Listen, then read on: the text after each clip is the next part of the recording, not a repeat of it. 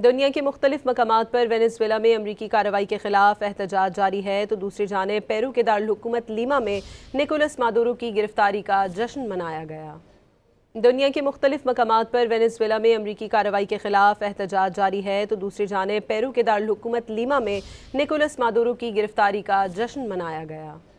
दुनिया के मुख्तलिफ मकामात पर वेनेज़ुएला में अमरीकी कार्रवाई के खिलाफ एहतजाज जारी है तो दूसरी जानिब पेरू के दारुल-हुकूमत लीमा में निकोलस मादुरो की गिरफ्तारी का जश्न मनाया गया।